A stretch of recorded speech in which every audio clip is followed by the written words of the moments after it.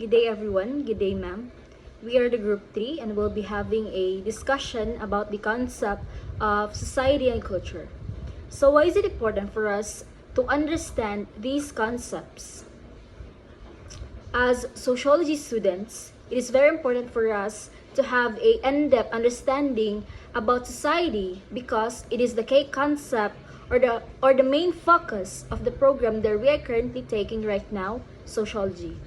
So by the end of this discussion, we will be learning about the origins of society, or where does the word society comes from, the types of society from prehistoric era up to the present, and another one is society versus culture, or what are the things they have in common and their differences. Also, we will be learning about the categories, characteristics, and elements of culture. And last but not least, we will be learning about the important key terms to remember when we talk about the concepts, or these concepts such as xenocentrism, ethnocentrism, cultural relativism, and many more. Good evening, everyone. My name is Cherry Ann Panis, and I am Group 3, and my given topic was, what is society? The term society came from the 12th century French society, meaning company. So, society is where people who interact in such a way as to share a common culture, shared beliefs, values, and activities. And also is a concept used to describe the structure, relations, and institutions among a large community of people, like mga barangay na part of a community. And also, society is a group of people who live in a certain domain and behave according to existing culture and morality. So, we know that society is a large group of people, like institution, like that. So, for me, society, I believe that society is composed of a large number of people. Without people, no society holds. Origins of the concept. The concept of the society can be traced to the 14th century. The primary meaning was companionship or association, meaning which still exists today. However, the specific sociological meaning of society was not developed until the 19th century. Emile Durkheim to the society. A strong argument can be made for the view that it was Emile Durkheim first developed the sociological meaning of society, which he used when he established sociology as a new discipline which dealt with the collective reality of human life as opposed to studying individuals. Durkheim argued that society has an independent reality from individuals and exists in its own right, exerting an influence over individuals. Then the bounded territory, which for Durkheim essentially meant the nation-state. Now that we already know the definition and origins of society, let's move on to its elements and characteristics. It wouldn't be called a society if all of these components are not present. The first is a common geographical area. A particular society has been demarcated with natural or artificial boundaries. The natural boundaries, such as the rivers, mountain ranges or forests, canals, and etc. And the artificial boundaries are there demarcated by political settlements. The people of the area share the resources in common and participate to reach a common goal within the population. The second element or characteristic is the variety of interactions. The society is full of interactions and the different social processes and going on in the society. The people come face to face and interact among themselves. People share certain interests, attitudes, aptitudes, traditions, customs, values, objectives, and morals. Another element or characteristic a society has is the feeling of solidarity. Since individuals of the society occupy a common territory, common customs and traditions, common values, common history, common cultures, self-contained interdependence on each other obviously causes oneness, and they develop a feeling of solidarity among them. Another element or characteristic is society has total culture. Each society has its own culture, and the individual relationships are structured and organized by the culture. Because of the commonness in the culture, content, and tradition of the society, the members unite together. The society will be differentiated by the other society because of its unique culture. We also have social organization as another element or characteristic present in society. Members of society are socially organized. Society itself has a structure, and the important components and elements of social structure are norms, rules, statuses, power, authority, groups, associations, and institutions. The norms are important.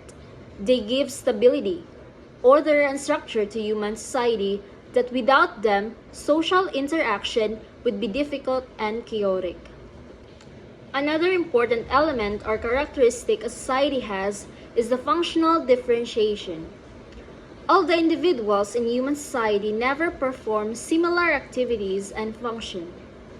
They perform different functions depending upon their sex, age, interest, abilities, skills, and other qualifications. There is more and more specialization in each work, and they are expected to do the work allotted to them. Thus, several persons can work on single activity. There is a division of labor depending upon sex and age. Different types of societies and their characteristics. First four types historically are known as pre-industrial societies in terms of social structure, cultural accumulations, and the level of their technologies. The last two types were shaped after the Industrial Revolution. So, pre-industrial are based on the productions of tangible goods. So, there are three types of societies which are early, developing, and advanced societies. First is early societies include hunter-gatherer and pastoral societies. Second is developing societies are horticultural and agricultural. Third is developing societies, which is our industrial and post-industrial. Foraging societies or hunter-gatherer societies. Hunter-gatherer were the norm sharing of foods until about 10,000 to 12 years ago. These societies were based on kinship or tribes, and they relied heavily on the environment. Hunter-gatherer societies were nomadic. Nomadic tend to be quiet, small, often consisting of only a few dozen people. These societies tend to be relatively democratic. Decisions are generally reached through mutual agreement. The chief of tribe is the most influential person. So, as a chief or leader, dapat responsible for the public safety and welfare of the people of the tribe. Most members of a given tribe are related by birth or marriage. Example is family. Pastoral society. Pastoral society is a type of pre-industrial societies whose way of life based on parallelism. Pastoral society, like hunter-gathered society, are typically nomadic. They do not build permanent settlements such as villages. Cultural artifacts of these societies therefore consist of transportable items such as tents, wovens, carpets, jewelry, and so on. The first pastoral society appeared when around 10,000 years ago. Humans began taming and breeding animals growth of cultivate their plants. Pastoral society found more sustainable way to live because they could breed livestock for foods, clothing, and transformation. So they allowed to create a surplus of goods. So this is also the time when specialized occupation and systematic trading first emerged. Hereditary chieftainship emerged, which is the government structure of typical of pastoral society. Technology developed rapidly, trading improved easily, and differences between nomadic and settled people grew up. Consequently, concept of social inequality started to appear compared to the hunter-gathered society. Horticultural society. It was based on the newly developed capacity to grow the cultivate plants. Horticultural use human labor and simply instrument to cultivate the land. When a piece of land becomes barren, these societies move on to the new plots. A developed society that used hand tools to raise crops. The tools they used were simply stick or hoe-like instruments used to punch holes in the ground to do that crops could be planted. Rotate plots to prevent barren land by rotating their garden plots. Horticulturalists can stay in one area of fairly long period of time. This allows them to build semi-permanent or permanent villages. Specialized rules that are part of horticultural life include those of craftspeople, religious leaders, and traders. These rules specialize allow horticultural to create a wide variety of artifacts. The continuation of Miss Moreno report, agricultural societies. What comes in your mind when you heard agricultural societies? So, agricultural societies which means is dari na nag-start mag-uma or mag-garden. Ang mga people sa una, they plant greens, corn for their everyday needs and for their everyday supply. So, agricultural societies were those that relied on permanent tools for survival.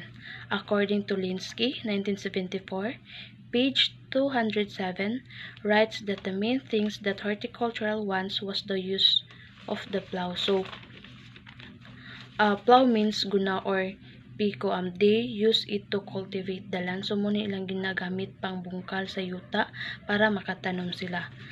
Agricultural society were even more socially stratified than horticultural or pastoral ones. So, agricultural societies daw is mas social siya kaysa horticultural or pastoral nga societies.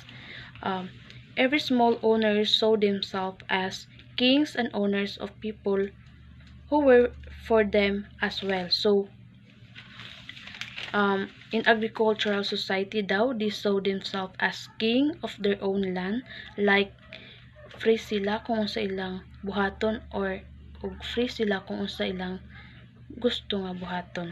So, the role of women become is increasingly subordinate to that of men. Those who had more resource developed into separate noble class. Those people daw sa agricultural societies, kung develop daw ang imo ang resources, so nabilong ka sa noble class or sa upper class. Agricultural societies. Art, literature, and philosophy were in religious leaders. Hence, because of this time of feudalism is known as the Dark Ages.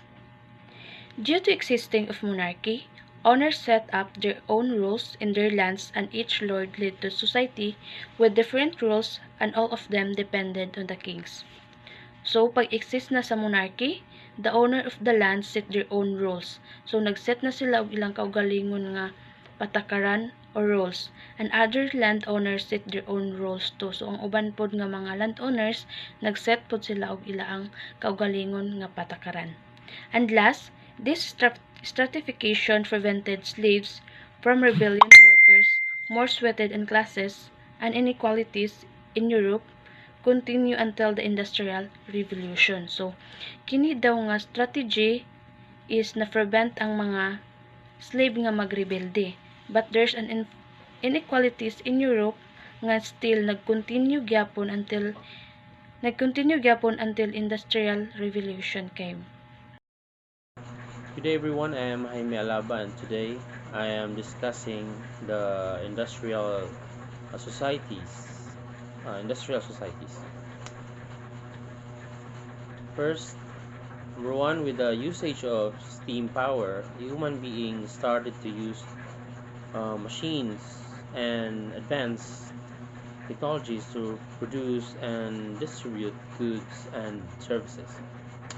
Well, the energy source for many machines and vehicle was steam power, which made it less expensive and simpler to create goods in huge quantities. The needs for raw materials to make more machines that could generate more goods was consequently increased. Power plants generated steams used nuclear coal or solar energy, which is then used to spin turbine blades and produce electricity. The popularity of steam power can be attributed to its many advantages, such as benefits is that water less expensive than substitute for fossil fuels. The number two, the growth of technologies leads to advances in framing technologies, so slavery lost its significance. Because of the development of technology, additionally, human understanding is expanding. People learn how to use machines and create things to promote knowledge among people. Because of technology that allows individuals to work, this will lessen the child likelihood of being sold in slavery. Workers preferred living close to factories, and the service industries had to provide labor to the workers, so city population became larger and larger. Hi guys, I'm April Rose Chasonar and I'm going to tackle about the post-industrial societies. The term post-industrial societies refers to advanced nations that have transitioned from their industrial roots to economies dominated by the information, services, and high technology. This report explores the key characteristics of post-industrial societies and their global impact. Characteristics of post-industrial societies. The countries that the Industrial Revolution began, Britain, France, the USA, and Japan, now became the post-industrial countries, societies which are dominated by the information, services, and high technology rather than the production of tangible goods. So in these societies, they care more about the information and technology than making physical stuff. The United States is a good example. They have places like Silicon Valley where they make lots of tech gadgets like iPhones and use the internet a lot. They are also often referred to as information societies or digital societies. For example, in South Korea, many people uses the internet and this helps their businesses and economy grow. Since they are trailblazers of technologies, they are now holding all world's economy in their hands. So these societies are like the bosses of world's money because they have a lots of technology and services that other countries needs. For example, China. So China has become a big player because they make a lot of things and have a strong economy. Blue-collar works tend to decline in importance, whereas professional work tends to be highly valued. So guys, in these places, jobs have changed. Before, people work in factories, but now they work in jobs that need special skills. Example, sa Germany, Germany is good at making cars, and people have their skills to do that. They have the special skills to do that. People want their own freedom by working hard. If there are any differences or discrimination, this is caused by capitalist and global world, not the government's mistakes. Ang government, guys, ginatabangan nila ang people with the education, and they are trying to fix problems in these societies. Example, in Sweden government, it helps people by giving them good schools and health care. One of the most vital characteristics of post-industrial society is its high valuation of knowledge. So people in these societies, guys, they think that it's important to learn new things and be creative. Sa schools of Finland, they are famous for making smart and creative students. They are also concerned about potential social divisions based on those who have appropriate education and those who do not. So, ang explanation ani guys kay even though these countries are advanced, ang uban people, they don't have the access to good education or technology. Same like in India, some people there don't have the same access to computers and education, so there can be differences. They hope post-industrial society will be less characterized by social conflict, as everyone works together to solve society's problem through science. These societies want to solve problems and avoid fighting by using science and teamwork. Sa Europe, countries work together on science and research to make the world better. So in conclusion, post-industrial societies are countries that have changed from making things to using technology and knowledge. They are important in the world economy, and they focus on solving problems together. Hi, I am Parents Maybe Poblete, and I am going to discuss this slide. Now, what is culture? So in a simple explanation, culture is a pattern of behavior shared by a society or a group of people. Like for example, there is this group of people, they have this belief that became their tradition that when there is a birthday celebration, they will slaughter a native chicken and they will put a mere amount of blood on the celebrant's forehead and they will form it a cross. So on this next slide, we have society versus culture. So society, it represents a group of people who used to live in a particular region.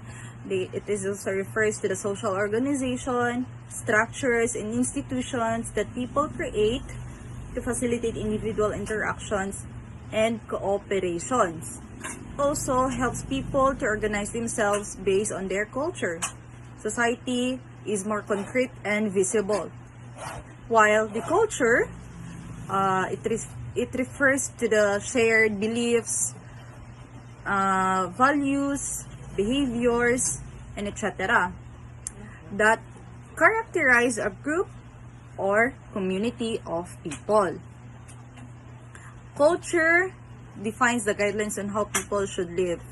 Like for example, in exam, culture is our instruction on how we should answer these tests, like that. And culture is also more abstract and intangible.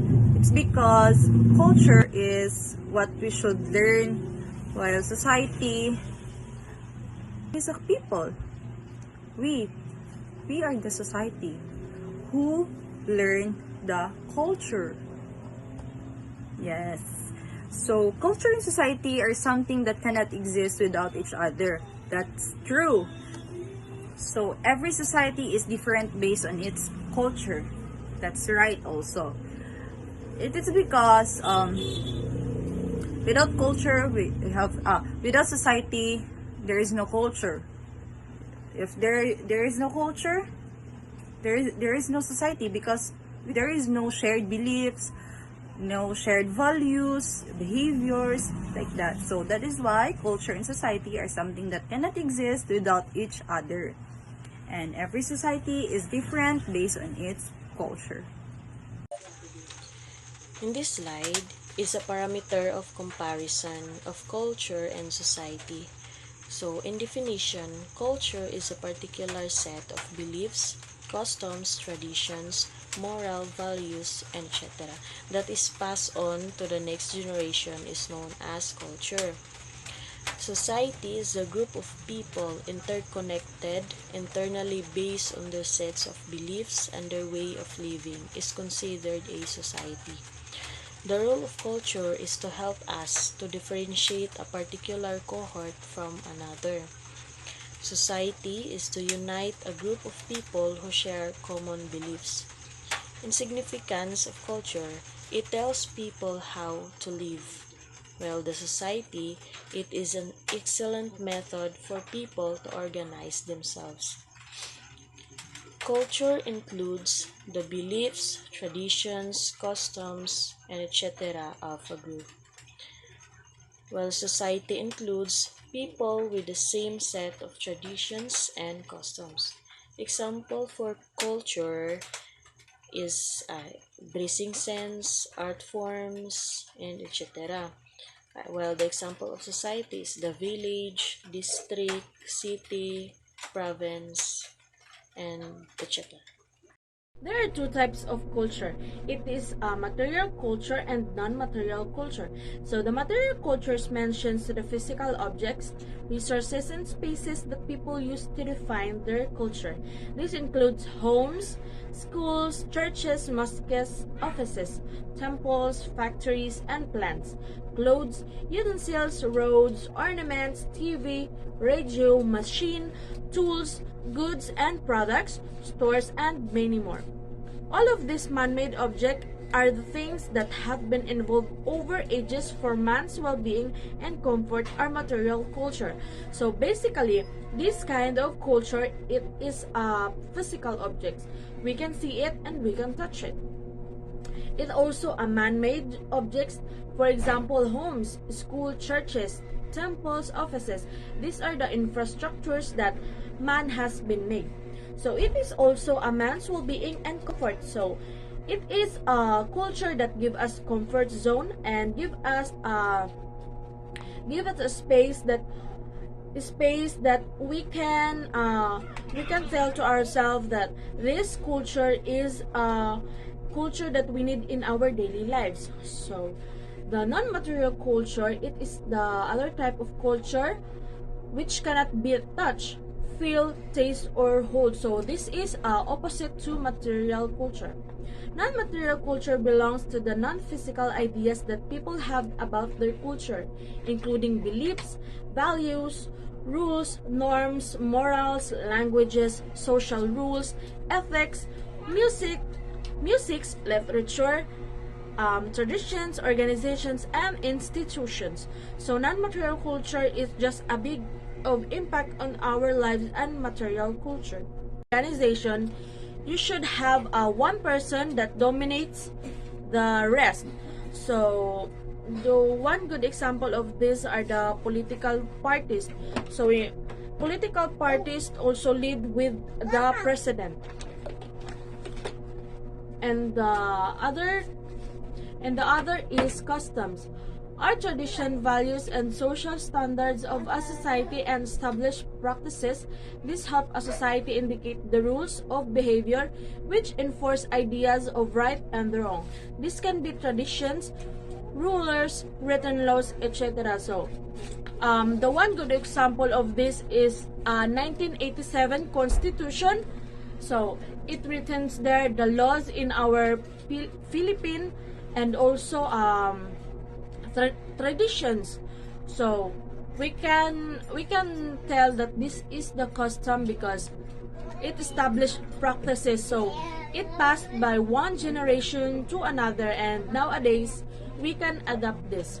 For the continuation of the elements of cultures, the third one is the rituals. This is the processes or sets of actions that are repeated in specific conditions and with a specific meaning. So it means that you're doing it all over again. They may be used in such as when someone is promoted or retires. They may be associated with company events or special day. Like for example, death, mourning, and funerary rites.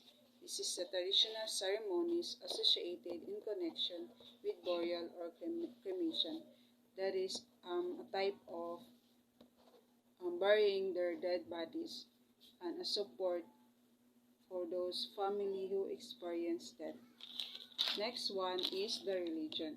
It is another important element of culture which describes a society's moral and beliefs about humanity's spirituality and reasons for existing.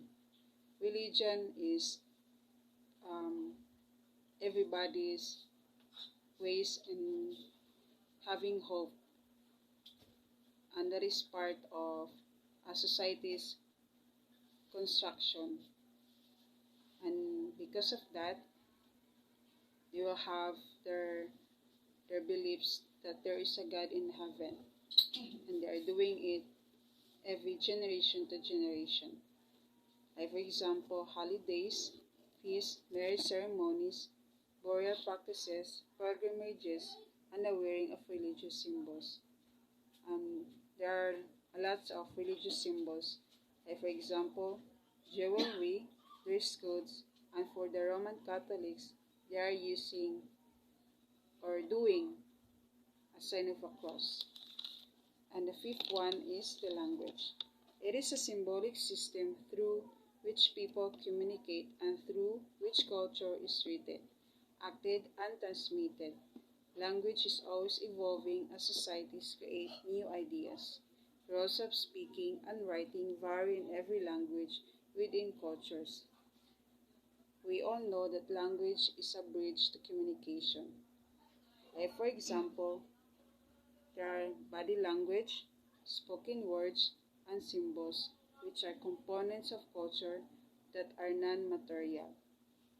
We can communicate to everyone through verbal and written. So that is my report. Thank you.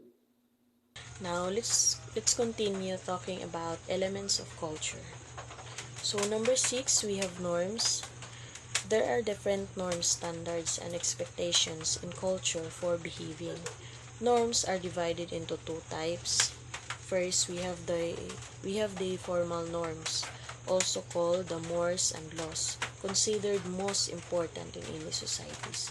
So, mores is a norms with moral connotation. For example, is lying, or cheating in sports, or cheating in school, being a third party in a relationship, that is considered a mores. No. And then no. And then next we have the laws or law. Laws are norms that are legally enacted and enforced.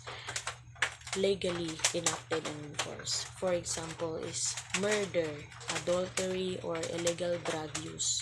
No, that is example of laws that is why the mores and laws is considered most important in any society, because without that mores and laws, probably we have a chaos society right now. And then second, the two types of norms is informal norms, also called the folkways and customs, considered less important lang siya, not like the formal norms. So folkways are the norms that may be violated without serious consequences. Examples is the practice of waiting in line, saying please and thank you, dressing appropriately at church or at school, at works, like that. That is also called folkways and customs. It is considered less important. And then number 7, we have symbols. Some symbols are type of non-verbal communication, while other are materials object. Every culture has many symbols. of things that stand for some things or show reactions and emotions. Now, for example, if we see a cross or the cross, we have in mind that whenever we see a cross, it is about religion. It talks about um, God, church, holiness, like that, and etc. And now I'll be discussing characteristic of culture. There are 5 types of characteristic of culture. First is learned. Learned is culture is learned from the elders because it's not biological. Culture is not the thing you study or inherit, but it is just the process you pass from it. Instead, you learn from subconsciously without paying any attention. We learn our culture not only from our parents, but also from families, institutions, media, and other people. So, we can learn culture both formally and informally. For example, we learn our religion formally through an institution such as church. We learn our history and language at schools through lessons or English lessons, history lessons. But we also learn our culture informally and unconsciously from family, friends, and the media. So the second one is shared. Okay? Culture is something that is shared because we share our culture with other members of our group. So, culture is always transferred by sharing. Culture is shared in many ways like social communication, group discussion, public speaking, TV, internet. Although culture is shared, but it doesn't mean culture is homogeneous. So, culture is shared. Culture is something that a group of people shares. It is a shared practices and shared understandings. If one person thinks something or behaves a certain way, that is not culture. It is a personal habit. But if most of the people in a society do it, then it is a culture. Culture is shared between members of a group, meaning they all think and behave the same way because they grow up in the same culture. So the third one is social. Social, social, it is not the one person phenomenon. It is the product of society and raised and grows through social interaction. Culture can be thoughts of social influence, and it must be social without it. If there is no concept of culture. Culture of social is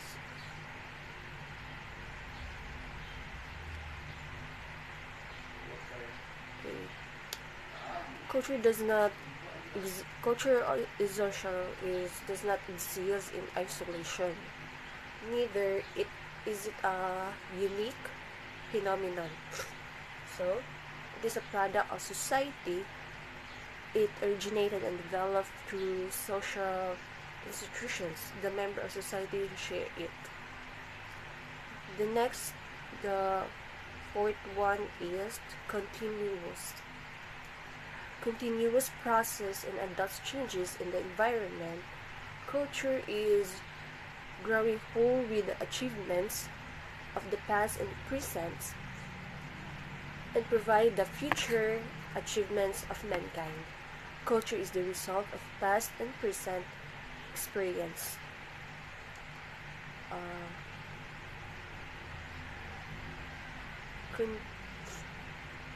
Culture of renewalist.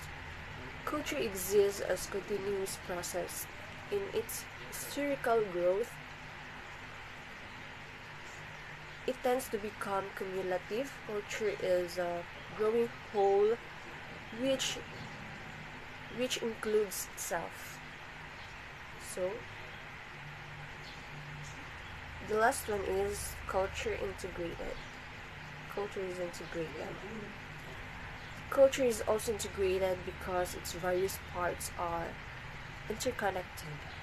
All components of culture are connected to one another, and to gain an extensive understanding of culture, we must learn about all these different components. When one part of the system changes, other parts also change. Since everything is connected, one part can influence the others. Okay? For example, a few generations ago, American women were homemakers and mothers, but now most American women are in the workforce. So because of this change, other parts of American culture change, such as attitudes toward marriage and family. Now, divorce is more common, and people may live together without being married. Also now, there are daycare centers to care for children while the mothers go to work. Because one part of the cultural system change, other parts change as well. Okay, we move on. Main categories in culture. There are three main categories of culture. There is high culture, low culture, popular culture. High culture. Sociologists use the term high culture to describe the pattern of cultural experience and attitudes that exist in the highest or elite class segments of a society. People often associate high culture with intellectualism, political power, and prestige. Events considered high culture can be expensive, formal, and exclusive. Attending a ballet, seeing a play, listening to a live symphony performance, or attending a prestigious university. So,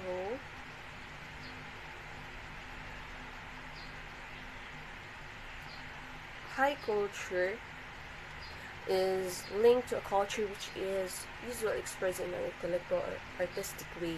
Examples are going to the museum, listening to opera. Do not get confused with One Direction or Taylor Swift. This is more classic music than contemporary. Davis suggests that high culture is the preserve of very few in society because it involves art, literature, music, and intellectual thought, which few can create or even appreciate. So, the next one is the low culture. Low culture is associated with the pattern of cultural experiences and attitudes that exist in the lowest class segments of a society, also referred to a subculture. Low culture is a disparaging term for some forms of popular culture that have appealed to the masses. Some examples of a low culture are reality, television, fast food, pornography, and football culture. Popular culture. Popular culture refers to the pattern of cultural experiences and attitudes that exist in mainstream society. Popular culture events might include a parade or the season finale of a television show, music, anime, cosplay, and etc.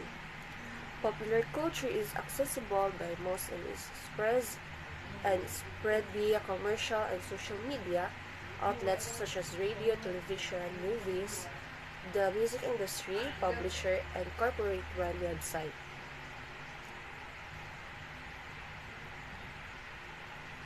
So, the popular culture refers to the pattern of cultural experience and attitudes that exist in mainstream society. This links to many other types of culture mentioned here, as it incorporates perspective of each one. It is aimed at ensuring that all forms of society can access it. Therefore, it has both low and high elements of culture. Examples are substandard romantic comedies and films, and the news.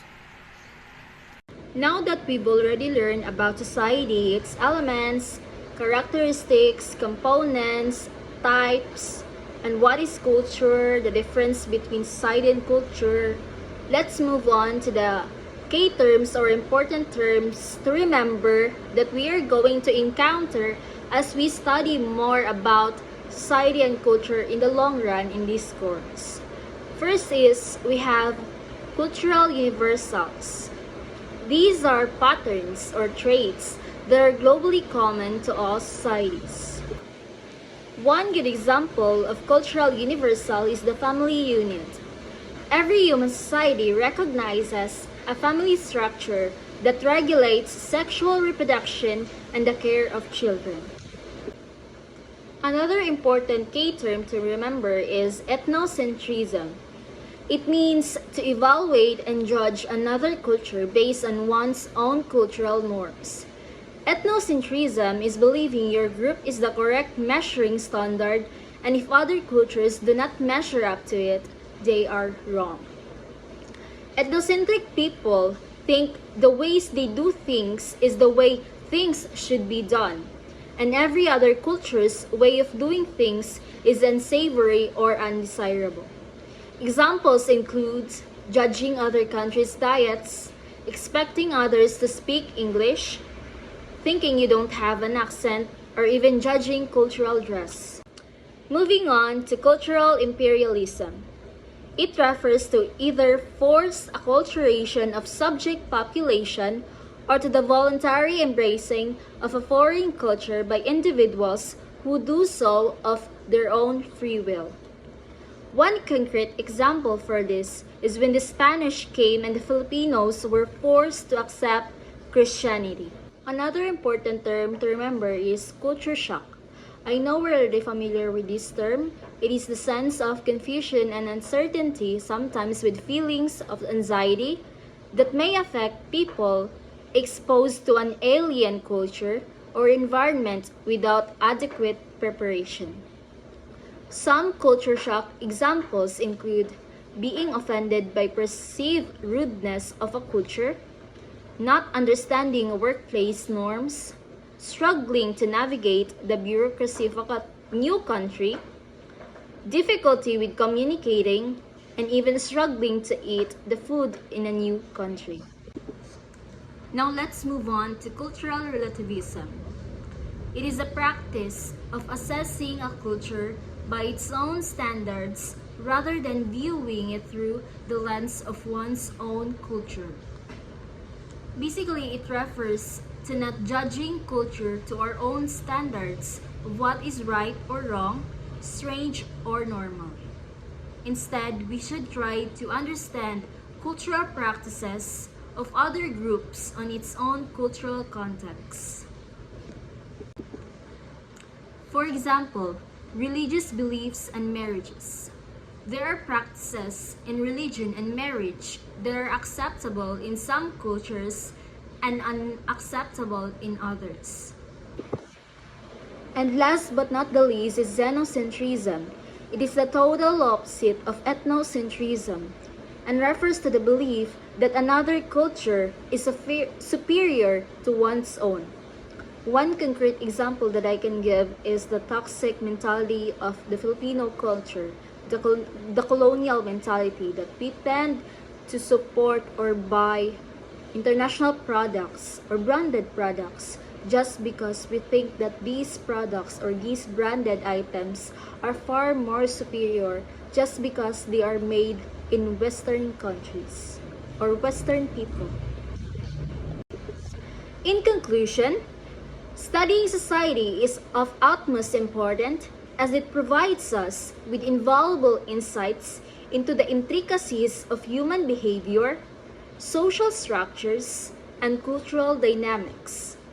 It enhances our critical thinking skills, promotes social change, and nurtures social self-awareness. By delving into the complexities of society, we can forge a path towards a more equitable, compassionate, and inclusive world.